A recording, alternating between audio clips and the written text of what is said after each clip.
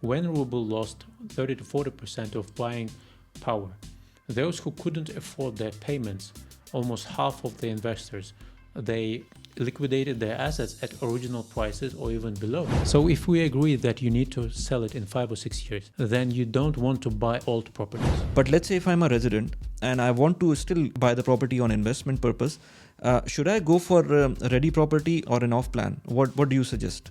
I know a lot of my clients, especially coming from UK, coming from Spain, other countries, and they're saying, I don't want my children to be questioned, how do you feel today? Either you're a boy or a girl in kindergarten, There is a joke also when a doctor doing an ultrasonic test, and when parents are asking him, is it a boy or a girl? He's saying, let the kindergarten teacher tell you. If you stick a badge to the building, the badge and the brand should be penetrating further than just facade. So first developer, if it's coming, so it has limitation on how many floors. Yeah, correct. Okay, So I didn't know that. If he doesn't have experience here, if he doesn't have the proper license, he's a new developer, he will be allowed to construct 5 floors. Okay. So next will be Dubai changed 4 times. In 30 years, it doubled population 4 times. It's one of the fastest growing cities. This is the first time I'm speaking to someone from Russia. We've always been listening these news that Russians are coming with suitcase full of cash. So is it true? And how do people in Russia think about Dubai? Where are people right now thinking about investing this in terms of areas? How are you, Kamil? Thanks. Very good. Very good. I saw your one of the podcast and I was really intrigued to find out what exactly is your background, because it was really interesting for me to understand someone coming from Russia, especially from the region of Dagestan, because I was just a few months back, I was in Azerbaijan, and the driver, I was there, and it was a beautiful place, the Shahdag area. And the driver told me just behind this is Dagestan, the home of Khabib. So my sons were really interested to know about that region as well. And when I was telling them that I'm going to interview someone who is from Dagestan, they were really happy. So tell me something about yourself, and then we will delve into more Dubai stuff. Yes, as you said, I'm originally from Dagestan. My roots are from there, and for 2 years I've been working in the Republic. For 1 year I've been building a charity project, educational center, an inspiration center as we call it. It's completely free of charge for all the kids in rural area to get the modern to get the bridge from a village to the edge of what is happening in the world right now. It's non-government educational project, so it turned out to be the best non-government project in 2022 among 40 countries, 420 projects participating in a competition where the main prize was $1 million for the endowment fund of project. And the next year I joined the government of Republic. As we've been a lot in talks about how to develop the Republic, and since they said what to do, or at least you think so come and do that. When you say republic, it's Dagestan itself. Yes, because you're calling it as a republic. Right. It's called Republic. In Russia, we have 81 regions. Okay. And we have 12, if I'm not mistaken. We have 12 republics. And it's around 3 million population, and 40 different nationalities living together on one piece of land. So what was interesting for me is to join the public part, because my first education was public administration, and one of top 3 universities in Russia, which is called GIMO, the State University for International Relations. So to join the government as a Minister for Investment and Entrepreneurship Development, and to try to raise the interest of private investors and government investing structures to try to bring them to Dagestan. Okay. So we succeeded in with the team. We had an incredible team to bring some first private investments into solar energy plants. And it was only 1 year that I've been taking that role. From there, I moved on to be advisor to CEO of a state-owned corporation of Far East Development, which is subsidiary of Ministry of Far East Development. And there I was in charge of creating new city for 300,000 new residents in Far East of Russia. And the project initially got the approval of president and funding. And then I've been part of team that did the same project in Dagestan, a new city, touristic city on the bank of Caspian Sea. And I'm blessed to be, being involved in this massive scale project that give you completely different angle on how business is done, how big projects are handled. And because that is on a government level, so Right. it's definitely a different kind of scope. But what I'm interested now, good that you've given me the because we, as you said, you have a little time, so we have to finish this quickly as well. I want to just delve into why Dubai, like after so much of experience on government level, and you told me that you were involved with Forbes as well. Yeah, I've been advisor to Forbes CEO, and we are still in good relations. So the ministry, Forbes, and 10 years experience as I was a CEO of investment group before going to work with Dagestan. So all this experience combined is about two things: investments and development. So when I moved to Dubai, the answer what to do in Dubai was quite obvious, right? Yeah, and when I looked at what people were doing, I mean agents, in how they advise clients, where they lead them, how to make investments, I was pretty, surprised, because to give some financial advice, you should have some solid background on, or some qualification why you are advising people on financial decisions. In real estate, every check is around, let's say, $300,000, $500,000. So what I've seen that a lot of people never question who is giving me advice. So I respect all the professions, but if you've been a nice doctor, if you've been, civil engineer, bartender, fitness instructor, I don't know any profession that is not from financial field. In most of the countries, it's illegal even to give financial advice, right?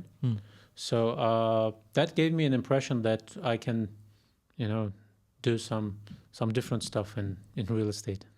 So what was your formal education in? First one was public administration Okay. and management. The second one was degree in how do we translate it into English? So let's keep it public administration, and then you did your master's as well? Yeah, that was the legal support for public bodies. Like any public administration you do, 60% of the work is legal. So so basically you moved to Dubai. Before thinking about real estate, you moved to Dubai, right? Yeah. You didn't think about your profession as coming into real estate? If you want to start your journey of investing in real estate of Dubai, there are two platforms that I personally use to invest. One is SmartCrowd, the other one is the Stake. These platforms allows you to invest in Dubai's property through fractional ownership. You will be able to get monthly rentals based on whatever investment you have done. If you use the referral link mentioned in the description below, you will get the referral bonus of 250 dirhams as soon as you start investing. Now let's get back to the video. You didn't think about your profession as coming into real estate?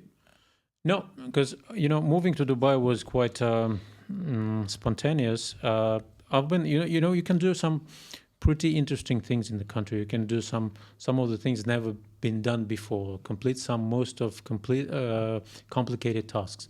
But eventually, you might find yourself in a situation where you cannot benefit from the work that you do. So that was the turning point for me as to. If it works like that in this particular place, maybe I try to find myself in another place. Right. So how long have you been here, like in terms of being in real estate? How long has it been now? Let's say it's 2.5 years for real estate. So I don't know. You must have studied what has gone, like what Dubai has gone through is in terms of real estate. We've seen 2008 as well. In fact, we've seen 2019 where it was nosediving, and then COVID. So you must have studied that. What do you make of it right now? Because a lot of people are saying that it's a bubble. Whenever I talk to anybody right now from outside world, even here in the UAE, they would always say that. Not always, but many of the people would say that this is a bubble which is going to burst very soon. How do you answer that? Well, first, people always confuse, or in most of cases when someone says bubble, they don't have the definition. What is a bubble? Mm-hmm. In terms of economy, bubble is a situation where you have prices growing because of single or two factors which are not healthy for the market. Let's say a majority of transactions are done by using mortgage, and you might find yourself in a situation when, let's say, mortgage rates go higher, or earnings are falling and people cannot afford payments, and then you have a big mass of projects that are back to the market with discounts because banks will be liquidating these assets. One of cases. Another case is when market is purely speculative, and in some point, it crashes because there are no more next buyers who want to speculate also on that property. So what we have now is completely different from the 2008, 2014, 19, because Dubai, in terms of population, Dubai changed 4 times. In 30 years, it doubled population 4 times. It's one of the fastest growing cities. And in 2020, we finally get into the orbit where Dubai now gravitates a lot of people all around the world, right? So annually, we are in a situation when annually from 100 to 150,000 people right now are moving to Dubai. Figures differ. I mean, in tens of thousands. 113 or 115,000 people moved this year, 100,000 previous year. So we are in this range. And that gives us an idea that all that people need to live somewhere, first of all. Second, when we exclude this group that actually need properties to live, there is a group of people who want to invest in real estate. I mean, these are global investors. Where do you find some other markets where real estate is healthy, where there is demand, and people are moving from 86 different countries? Where is that market like Dubai? Miami, where you get something like 4 to 6% annual growth, is performing on the second place in the world after Dubai. London is, fluctuating around 0% of property changes, because 0 point something percentage of prices change in London is a big event. Yes, So, yes, it's a very much stable kind of market. Right, and currently, majority of buyers in terms of number of transactions are done by UK citizens. So it means that London is currently losing this competition for the people to Dubai. Why would properties in Dubai cost less than in London, right? So prices eventually will catch up, because currently the urban environment, the lifestyle, the safety, etc., they are better in Dubai than in London and many other cities where people are moving from, right? Because nobody is forcing them. They are moving because they're choosing a better place to live, better place to raise kids, to do business. So if Dubai is now globally winning people from all other major global cities, why would properties here crash? Why would they go down? Why would they cost less than the cities that are losing to Dubai, right? No, on top of that, Dubai has placed itself very peculiarly, especially after COVID, because they have introduced these golden visas, green visas, and after especially the advent of this online income, I tell many people would say that, okay, whoever is coming, they need jobs. I said no, they don't need jobs, because nowadays it's completely open, and this is a mindset which normally people don't have. Who are stuck in 9 to 5. Actually, I'm also doing my 9 to 5, but I know what is the quantum if somebody goes into online income. Sometimes just a bit of let's say if you do struggle for 1 or 2 years, you can start making the online income equivalent to whatever you're making 9 to 5, which people moving to Dubai, I know from a lot of regions like Europe, America, Australia, even Pakistan, India, they are coming. They've got money. They can spend, because Dubai is expensive. It's not cheap. I actually want to know from you, because this is the first time I'm speaking to someone from Russia.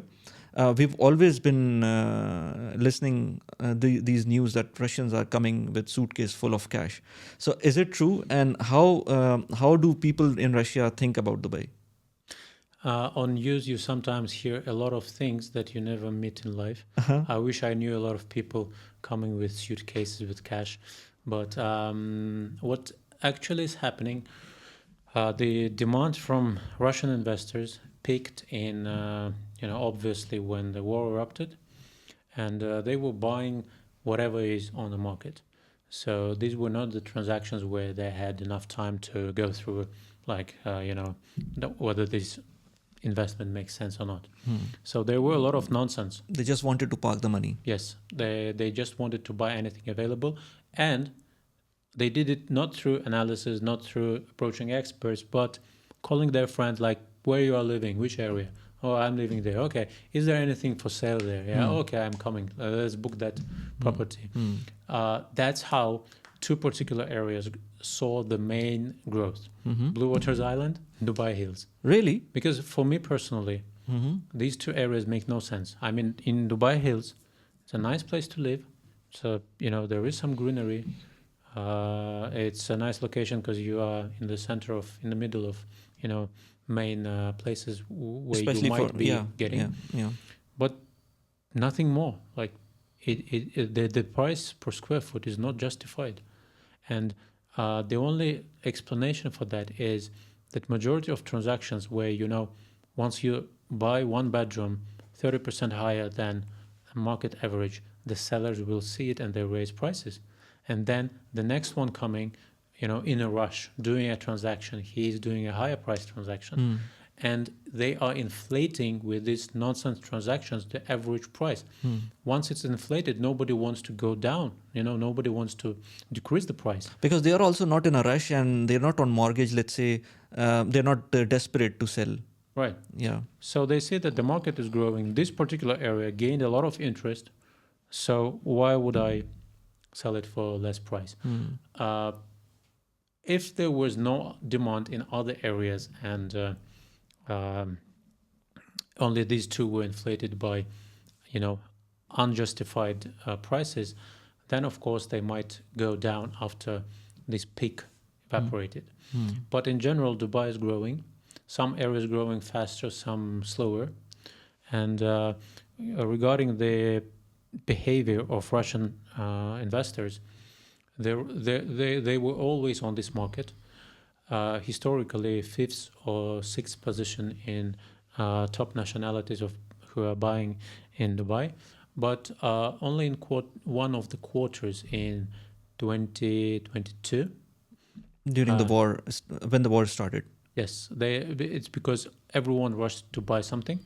They became number one, and then again, after some currency exchange rates did devaluation, Russian investors went back to 10th or 12th place in number of transactions. Really?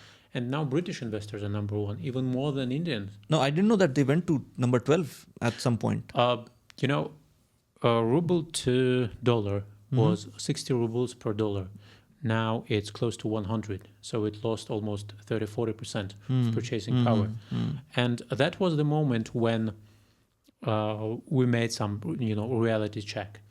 There were a lot of, again, this news and, talks. A lot of people like to talk more than do. Yeah. So these people also, with no competence in real estate, they like to talk. And they were talking like, yeah, this is Russian market. Russian money, inflating market, etc. They are the main buyers. When they go back, everything will crash. We had this checked with reality. When ruble lost 30 to 40% of buying power, those who couldn't afford their payments, almost half of the investors, they liquidated their assets at original prices or even below in 23. So they purchased off plan or mortgaged? They purchased off plan in 21, 22. Okay. And those who couldn't afford paying in 23, they liquidated at original prices. So what happened?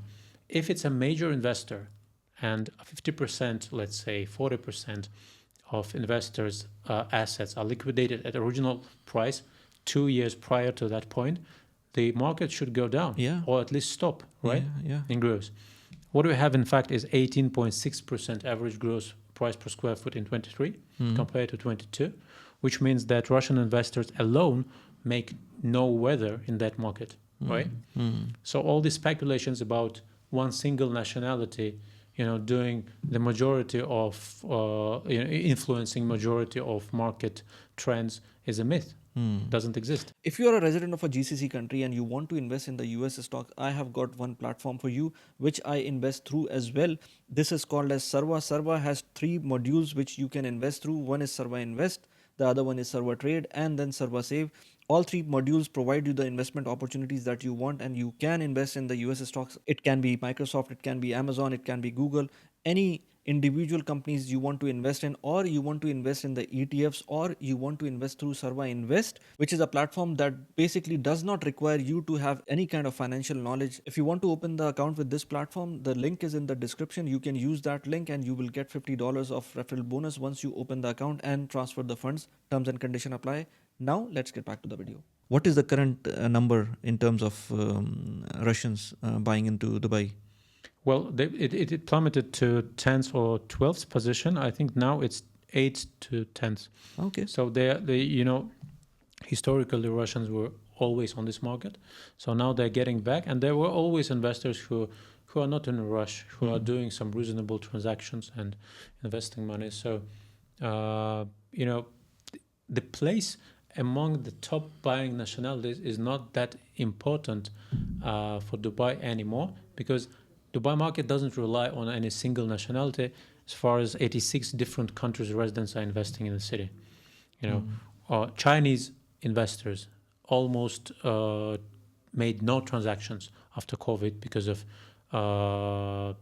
restrictions on money movement, and you cannot get officially money out of China and invest it into properties abroad. You will be paying something around 40% in taxes. Wow. So they are right now. They are if that embargo lifts up now, I could not imagine the prices of going, because China is huge with millionaires. Right. And if that embargo is not there, I cannot imagine the quantum of appreciation that can happen. Although good thing about Dubai is that you also have, unlike let's say Western countries or Western cities, they have a lot of red tape in developing the city. While here in Dubai, you can see whole community coming up within few, let's say years, 1 or 2 years, you can see things moving, which is not possible in Western. Well, there are some natural reasons for that, because in Dubai you don't have winters, you don't have what we have in Russia, for example, when temperature goes around 0, when it's minus or plus. That's the most dangerous point for any construction work, because water is freezing and diffusing. So you can get cracks in the concrete, you can get cracks in any other material involved, and it's bad even for metal. So that's why you should be waiting for proper weather if you're doing massive development. Because for a particular building, you can create, shelter and to warm it or to maintain temperature. But when you are developing communities, you should be below 0 for some constant time. So construction is possible in winter with some ingredients in concrete. But when it's playing around 0, it's very complicated. And you don't have, heating systems in buildings here. You don't have thick layers of insulation. Yes. You don't have to pay much attention to hydro isolation. So and foundations, they are much easier here than compared to Country like other Russia. countries. Yeah. So a lot of natural reasons why construction is Delayed done in faster. those. But what I say on the other side is that, let's say, take London. It's thousands of years old as a city. So the change in population is around 20% since 2008, if I'm not mistaken, till now.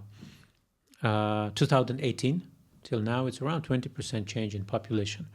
Dubai almost doubled in population, and we didn't have historically here properties, done before, constructed before, as to accommodate people. So Dubai needs to catch up with the demand. So it's delivering the whole communities, because it is bad for Dubai to have spikes in prices, because that's a big spike in prices that is not catching up with the supply. It will eventually drop into some other extremes. Exactly. So when people talk that, okay, it's speculative, Dubai is doing it deliberately, they want prices to go high. Dubai doesn't want prices to go high. They want to They stabilize. want people to be living in Dubai. Exactly. Some of the best people all around the world are gathering. I mean, entrepreneurs, specialists, talents, and that reflects in number of visas you can get, right? Investor visa, talent visa. You can be a specialist, you can be PhD, you can be entrepreneur, and you have all the kinds of different visas, because they want to filtrate and to get the best people all around the world. So they don't want to spike and to earn on properties. They want it to be naturally growing. Of course, it should be growing in price, but the process should be balanced. Balance, yes. Now, coming back to the topic of, you were saying that Russian investors came to, let's say, Dubai Hills and Blue Waters. I am actually still beachfront also. Yeah, so I'm still there. Why exactly those areas, and what are your because you're working in real estate directly day in day out, especially with the high net worths. Where are the people right now thinking about investing in terms of areas? Investing in terms of areas. Yeah. Okay, let's say Blue Waters and Hills, they were not bought because it's kind of investment. They were bought because it's a place to live. And as I always say, there are three goals why people are buying properties: to live in it, to resell, or to rent out. And according to your goal, it will be a set of completely different projects. You cannot combine even two or three of them in one project. So for investment purposes, there are only 3-4 areas in Dubai where you will see some nice returns. If you are chasing capital appreciation.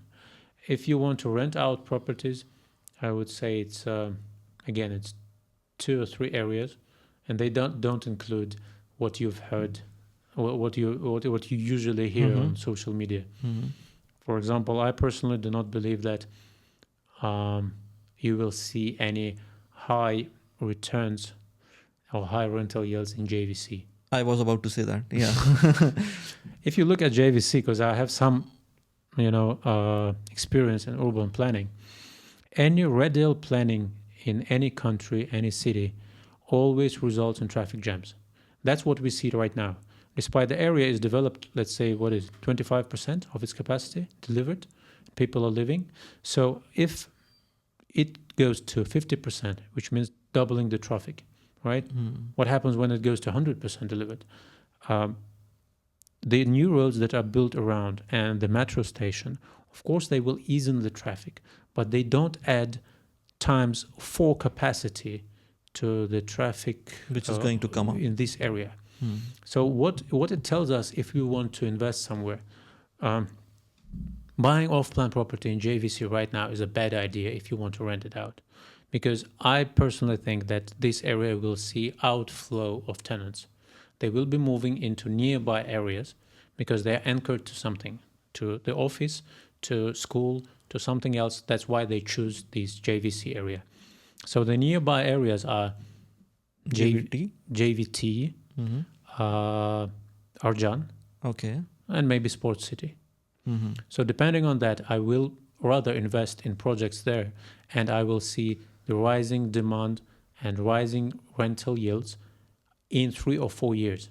Because in 3 or 4 years, every year, JVC has the biggest number of projects handed over, right, currently. So imagine what happens in 3 years when your property is ready. So you shouldn't be investing where you see high rental yields now. You should be investing where they will be high in 3 years. For some reason, I like this area of Sports City. But I haven't seen a lot of buzz going around Sports City. Not even the developers are not pushing a lot of projects there compared to JVC. So what exactly is happening in JVC? I mean, I don't know why. Even from outside, when I talk to people, they are also interested in JVC. By the name, they don't know about Dubai, but they know about JVC, and they say that okay, we want to invest there. What is that phenomena? Well, JVC saw some massive amount of deals in terms of plots acquisition. Whenever a new developer is entering Dubai market, the easiest entrance point is to get a plot in JVC, and they get, let's say, 5 floors building, and that's your first project in Dubai. Okay. After that, you get permission to construct 12 floors, and then you can construct high-rise buildings. So JVC is kind of playground. Come again, please. So first developer, if it's coming, so it has limitation on how many floors. Yeah, correct. Okay. So I didn't know that. If he doesn't have experience here, if he doesn't have the proper license, he's a new developer, he will be allowed to construct 5 floors. Okay. So next will be, if I'm not mistaken, 12 floors, next building. And then he might be likely to get permission for high-rise building. Right. So that's why JVC is kind of a playground for new developers. And it's not bad, because with the new developers, they will not be chasing high returns on their first projects. They will be willing to get an impression, on the market, on buyers. So they will be giving you better layouts, better finishings, more value for your money, as to get the market share. And that's a good case for you as an investor to get that much value. But again, JVC is not the place where you want to. Actually, you're absolutely right, because I've been making real estate videos on my Urdu channel as well. And what I've seen is whoever is coming as a first project, as a developer, it's coming as a first project. And although they might have got, because I know a few developers coming from Pakistan, they've got good experience back home, but here it's only their first project. If they are doing that, when I see their project, when I see their layouts and the price, I feel that it's cheaper than the rest of the markets. And probably it's the reason that they want to have this flagship project, the first one, to create an impression. And that's why I tell some people that if you think that this builder will last long, then you may go ahead with this, because it is giving you value for money.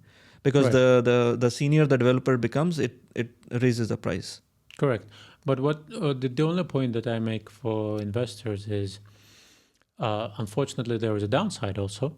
You don't want to experiment with your own money to take part in his experiment, right? For him, it's a first pilot project. It's an experiment. He's selling you pictures and brochures. He doesn't have track record here. You don't have a building where you can enter and check if previous project was delivered the same way, like on pictures. So we don't go for that kind of projects as investors, because when you're investing money, first question is how not to lose it. Second question is how much I can earn, right? Especially something above $300,000. So we go for developers who have delivered successful at least one project. Okay. Then you can say, yes, I still get good value, but I'm safe, because this is the brochure, this is the reality.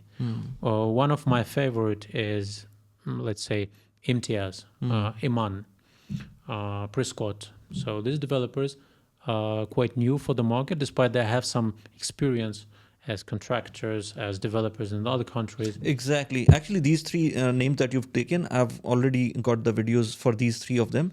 And yes, you've mentioned one point very precisely, that about the contractors that they might be earlier doing for 20 years, they've been contractor and now they're coming as developers. So you might know that they have some experience. Maybe they're delivering their first project as developer, but they have some experience before. Yeah, right. So if developer is quite new, he's trying to give you more value for your money, and he has a delivered project where you can enter and check.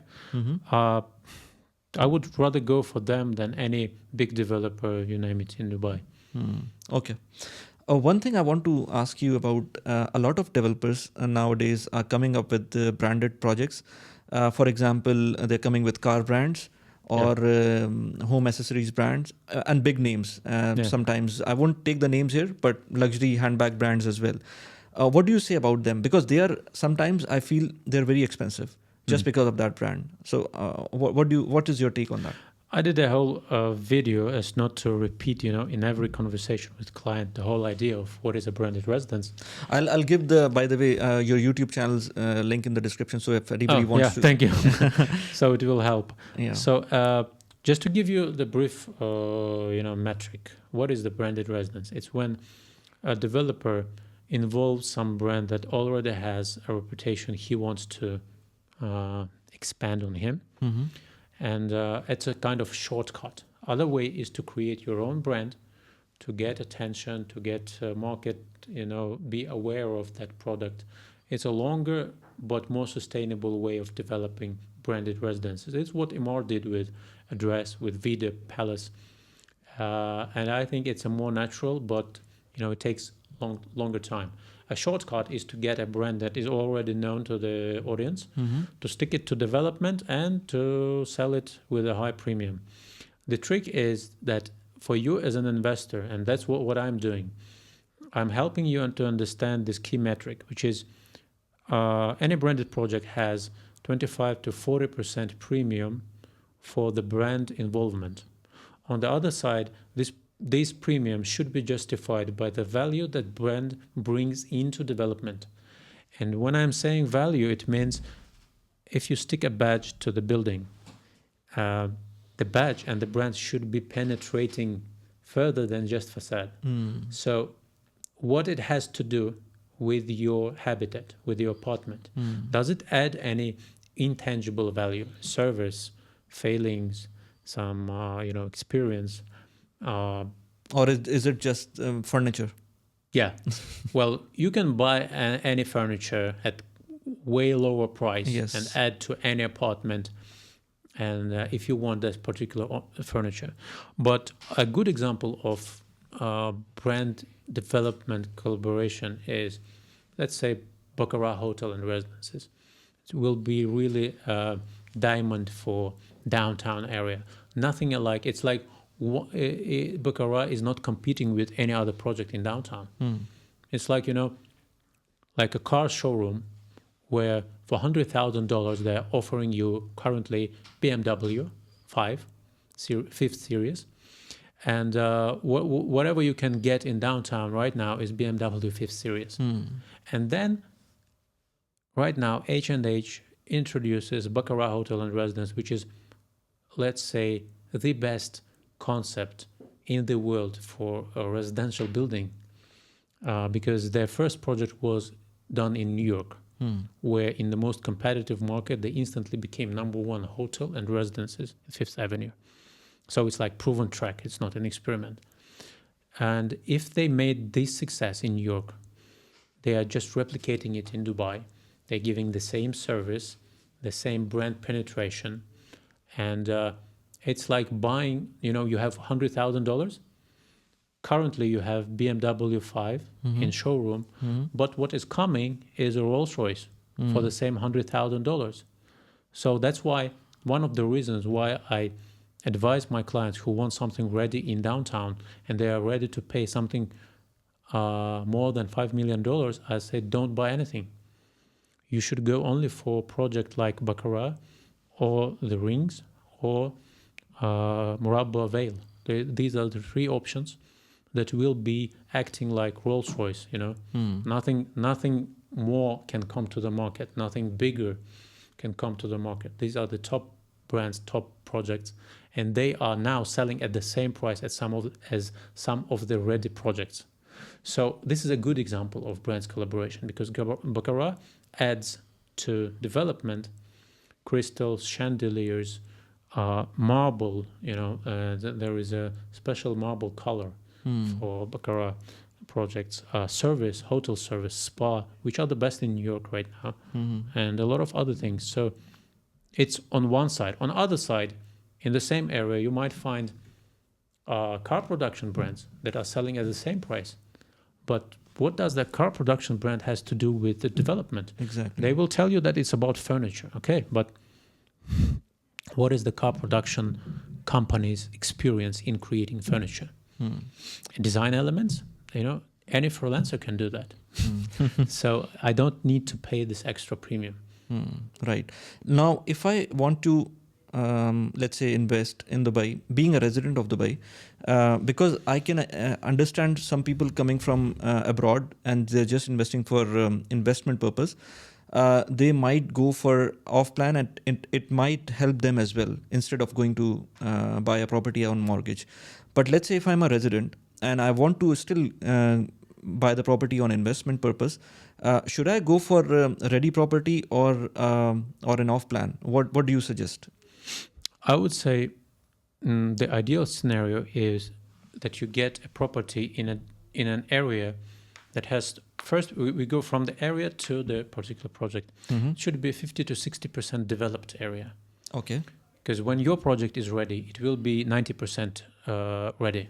Why you don't go for completely new areas? Because it will look like a massive construction site when your building is handed over. Then for 3 years or 4 years, you will be getting low or almost no rental yields. Exactly. Right? Exactly. So the lower entrance point might seduce you with the price point, but it's not your choice if you are chasing rental yield.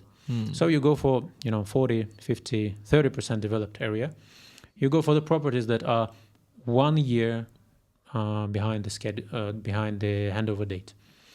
You don't buy ready properties because here is the trick why most of people in the market they are incorrectly referring to what is ROI. And most probably you also heard they using this term coming from financial field. Yeah. ROI doesn't equal to rental yield. Of course. Because ROI and rental yield, they are, the different definitions. Yeah, until your cash flow makes sense, then only you can calculate the ROI. But because there is negative and positive cash flows, so many factors involved. Other thing that people do not calculate, and any investment has entrance and exit point. Even if you are buying for cash flow, there is lifespan of any investment. Even your apartment, it's not infinite, right? So what I advise is to sell any apartment after 5 or 6 years since you start renting it out, because you will be facing increasing costs of maintaining the apartment. So if we agree that you need to sell it in 5 or 6 years, then you don't want to buy old properties. And you don't buy, you should keep in mind also that the capital appreciation part. So prior to handover, if you buy a property 1 year prior to handover, what is your average appreciation from construction stage to ready property? It will be from 10 to 15% to 20% maybe, right? And what is your annual return from rent? It's around 8%. So it means in 1 year, while you are not getting the rent, you are gaining 1 or 2 years of rent because you get this capital appreciation. After that, in next 5 years, you are gaining, let's say, another 5% per year, which is the bottom line for appreciation of that apartment. And when you resell it, you should keep that, 25% in 5 years and 15% on handover, which gives you 40%, right? Right. Plus, you get 40% from rents. So if you combine this, you divide by 5, then your ROI is around 15 to 20%. It's not 8%. So basically, what you're saying that if you buy at a sweet point of handing over the building before, let's say, buying an apartment before 1 years of handover, and then keep it for 5 years, let's say, keep it on rent, and then sell it. So the span is almost 6 years. Yeah. Then ROI for, let's say, this for this investment probably would be 13% annualized, because the capital appreciation and everything once it's catered for. What about let's say a villa or townhouse? Is it going to be the same kind of calculation? Yeah, they see a higher appreciation because there are less offers on the market. We are undersupplied in terms of low-rise buildings and townhouses and villas. Some of them see 50-60% appreciation in 2 years, 1 year, especially if we look at projects started in 21. Yeah, it can be higher returns, but again, all depends on area, anchors, and let's say I would not invest into villas, townhouses around or Al Maktoum Airport. That's not an investment for me personally. Maybe I don't understand something, but I don't see any city in the world where living next to the airport is a selling point for a property, right? Because noise and pollution and other matters. But if we look at the strip from Jebel Ali to Al Maktoum Airport, this whole area will see massive investments, injections by government, around $80 billion if you combine all the plans that are there for investments. And definitely you want to invest in that area. You put your money next to government's area, the government's investments, and that's how you grow your investment for sure, right? For this whole strip, I'd rather go for anything in Expo, because Expo is the only place that can take role of downtown for this whole strip. Everything around it right now is low-rise communities, right? And it's developed as well somehow. Yeah, and it's most developed area. It's the first case in Dubai when all the infrastructure is ready. F&Bs, services, everything is up and running. And now they introduced the very first residential projects. So I tell my clients, if you want to chase the capital appreciation, only 2 areas where you buy anything available. It's Expo and Dubai Island. Dubai Island is Dubai's main bet on tourism development. 80-something hotels to be introduced to that area. It's the most ready community for properties to be delivered, because Jebel Ali will take, in my estimations, another 7 or 10 years to get into that stage. Dubai Island is more ready in terms of infrastructure. Right.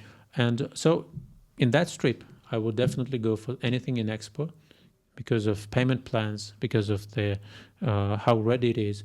And it's 4 minutes metro station. It's 4 minutes. And Expo is 4 minutes drive, from Al Maktoum Airport, and metro station is there. It connects you to anything in Dubai, and mall is there. Biggest exhibition pavilions will be there. Yeah, of course. Next to $2.8 billion expansion plan was approved last week. So it means it will see 4 streams of potential buyers or tenants of your properties. 160 something companies sitting already there, including Emirates headquarters, DP World headquarters. So they create demand for properties for people who are really earning money. But the nearest accommodation of some nice level is 15 to 20 minutes drive. They are in Marina, in Emirates Hills, etc. So you have metro station, you have some biggest events happening in Dome. And you have biggest number of people coming for exhibitions, events, etc. into these deck pavilions. Exactly. So yeah, that's Now, if I turn the page and talk about something which is I'm interested in as well, because a few people I've met, because you're still working with one of the real estate agencies, right? Yes, correct. Now, I want to, because whenever I upload my videos, I've got few videos about becoming a real estate agent, and people are thinking left, right, center nowadays for Dubai. I've seen people going from being a real estate agent to agency owners. So, and a lot of them were not successful. And I tell everybody nowadays who talk to me about this, and I tell them that there are a lot of caveats that although it's very obvious, but sometimes people are not looking into. So what is your thought about that? Like, should someone go to, and what are the pros and cons going into becoming from a real estate agent to an agency owner? Short answer is, do not open a real estate company. Okay. So if we go into details, people usually confuse.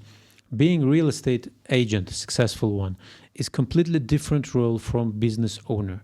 The most ugly thing you want to do in your life is to manage other people. Believe me, as the one who managed more than 300 people in public body, in business, etc., I know that part of the game.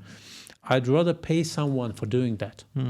So when you are joining an established real estate company, you are paying part of your commission for not doing that things, for not managing people, for not hiring, administrators, accountants, lawyers. You should be compliant with a lot of laws and things that you don't see as an agent. Well, when I was entering that business with this understanding, I told myself that in no case I want to open a company. It's easier to pay for that infrastructure. So if you're not generating something around 200 deals per month, at least, there is absolutely no sense in opening company. 200 deals per month means off-plan deals or combined? Anything. If you are below that figure, you earn more as an agent than an agency owner. Really? Because you do not calculate properly the costs of running an agency. You do not calculate properly the cost of risks, because you can go to jail as an agency owner for many things that your people can do wrong, right? You do not have fines that agency can have, and they happen from time. These fines and these risks, they happen from time to time. As an agency owner, you are having something around 12 to 15% in total from their earned commission, and agent gets from 50 to 70% commission of any deal, right? So you should have 10, 12 agents to be successful agents who are closing a lot of deals to make the same amount of money as one agent do, right? Oh. If you calculate these figures properly. Yeah, and still, the risk as well. Still, you are bearing all the risks on yourself, right? Yeah. So there is no reason to open your own agency. Another point for me, why I joined Provident Real Estate. I lost 2 deals with really big investors from Russia that were looking for plots and buildings. Because you can do everything as an agent, acting as an agent, you can do everything properly, the best case. The last question the big investors ask is, what is your setup? Like what company you are part of. If you're your own average real estate company owner, or if you are tier 2, tier 3 company in the market, tier 1 investors do not deal with you. It's the same in any business. That's why companies like KPMG, Deloitte, and Pricewaterhouse exist, the top 4 in any country. Despite that, they, sometimes service is even below the average. It's very common for consultants from these companies. They're not delivering the way that they should be, and they're charging for that, but still they're there. Everyone knows it, but still the biggest companies, the biggest investors are working with the biggest consultants. The same for real estate. Tier 1 companies, they are top 3 in Dubai. I personally had the chance to work with any of them, and I chose Provident because of the incredible team and CEO of the company. So that's why I chose to work with a big company instead of doing something on my own. And that's a big mistake. When people do not calculate all the costs and profits and look only at profits, like why would I share my commission with anyone? This you don't know what you are sharing it for, because believe me, you don't want to take all that part of work on yourself. So this is insightful as well, because A lot of people that I meet say the same thing, that why should I share my profit, but they don't talk. The same goes for, let's say, buying versus renting as well. Sometimes the people who are renting, they don't consider the cost associated with owning a property. Same goes here as well. I also want to touch base, although we've got little time left, but I want to touch base, and I thought about it while preparing for this podcast, about the woke culture in the West. And people are coming, probably you must be hearing a lot about that. Once people are moving from the West, they don't want to stay there anymore, because things have changed in last few years, let's say 4 or 5 years, because they have been not only about the inflation or cost of living back in the Western countries, but also about this issue of LGBT and these things, which is not present in Russia, I believe. So do you think that this is also impacting influx of many people from the West to Dubai? I know a lot of my clients, especially coming from UK, coming from Spain, other countries, and they're saying, I don't want my children to be questioned. How do you feel today? Either you're a boy or a girl in kindergarten. There is a joke also that when there's gender reveal parties, when they or a doctor doing an ultrasonic test, and when parents are asking him, is it a boy or a girl, he's saying, let the kindergarten teacher tell you. Decide to tell you. Okay, if he's boy or a girl. Really? So there are some extreme dimensions of that agenda pushed down the throats of people who either like it or not, and of course that makes people move to other places, and that's again choice one of one. Name any other city that has this lifestyle level, the urban development level, the opportunities in doing business, the growing economy, the safety, the educational system, where on top of it you have proper family values kept, safeguarded. And that's one of, let's say, 12 points why people are moving to Dubai. Awesome. Kamil, thanks a lot for this insightful discussion today. Towards the end, do you want to say something? You've said a lot already, but still. Since I'm coming from real estate, I would say if you're considering buying something in Dubai, better do it now than finding yourself in 5 years in a situation when you cannot afford the same property, where value didn't change, but the price is unaffordable right now. But because we will be seeing that inevitably. And do not believe in the rumors, stick to facts and figures. Right. Thanks a lot, and I'll put all the credentials of yours. Follow Kamil on LinkedIn as well. I just told him that he should start working on his LinkedIn, because this is something, personal branding. You've already got great aura, and you've got a YouTube channel, but I would suggest you to have some LinkedIn presence as well. Thank you. We'll find how to do that. yeah. And follow him on the social media channels. I've just put them all in the description. Thank you very much. Wali. Thank you. Thank you. Thank you.